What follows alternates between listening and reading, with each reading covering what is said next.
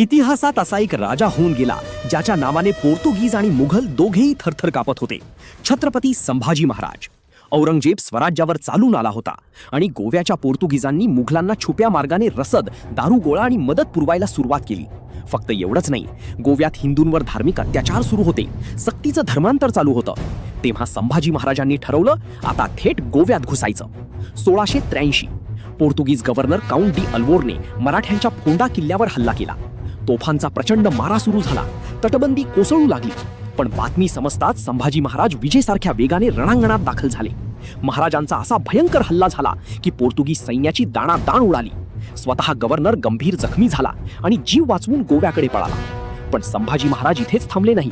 मराठा सैन्याने जुवे किल्ला, साष्टी, बारदेश आणि म्हापसा जिंकत थेट गोव्याच्या राजधानीच्या वेशीपर्यंत धडक मारली.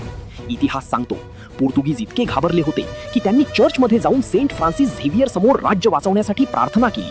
या युद्धानंतर पोर्तुगीजांचं कंबरडं कायमचं मोडलं. धर्मासाठी, स्वराज्यासाठी आणि हिंदवी साम्राज्यासाठी जीवाची बाजी लावणाऱ्या छत्रपती संभाजी महाराजांना मानाचा मुजरा. जय शिवराय, जय शंभूराजे.